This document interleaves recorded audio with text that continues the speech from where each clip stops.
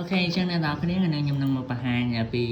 tip ខ្លះនៅក្នុង Excel អញ្ចឹងអ្នកនរគ្នាមានដែលធ្លាប់គិតទេនៅពេលដែលអ្នកនរគ្នាវាយអ្វីមួយដែលមានជាលក្ខណៈបែបចែកដូចថា name page ថ្ងៃខែចំណា DOB address អញ្ចឹងទៅហើយមានសញ្ញាចុចនេះសញ្ញាចុចមួយនេះអ្នកនរគ្នាសញ្ញាចុចហ្នឹងវានឹងអត់ស្មើគ្នាធម្មតានៅក្នុង Word គឺយើងវាយហើយយើង tab មែនទេអ្នកនរគ្នាចុចសញ្ញា tab នេះ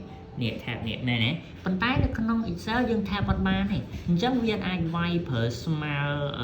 ឲ្យអាចចុចពីរហ្នឹងវាស្មើគ្នាបានទេអញ្ចឹងខ្ញុំមកប្រាប់អ្នកនរគ្នាពីរបៀបធ្វើអញ្ចឹងនេះគឺជាអ្វីដែលយើងជាកំហុសណាមិនមែនជាកំហុសជាទម្លាប់ដែលយើងធ្វើបាននៅក្នុង Excel ណាអញ្ចឹង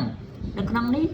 name 6 DOB address ខ្ញុំចង់ឲ្យអាចចុចពីរហ្នឹងវាមកឲ្យស្មើគ្នាអញ្ចឹងណាបងប្អូនឲ្យវាមានរបៀបអញ្ចឹងខ្ញុំឈរនៅលើកន្លែងដែលខ្ញុំបានវាយហើយនេះមាន name មាន 6 DOB address ចឹងទៅខ្ញុំមកស្ដាំយកពាក្យថា format cell បន្ទាប់មកទាំងអស់គ្នាយកពាក្យថា custom ហើយកន្លែង general នេះអ្នកគ្នាលុបចោលមកហើយអ្នកទាំងអស់គ្នាវាយអានេះចូលនេះសញ្ញាអក្សរ A នេះគេហៅអក្សរ add នេះផ្កាយដក clear ផងណាបងប្អូន A នេះដក clear ផ្កាយដក clear ថ្មិញកណ្ដុរយើងដាក់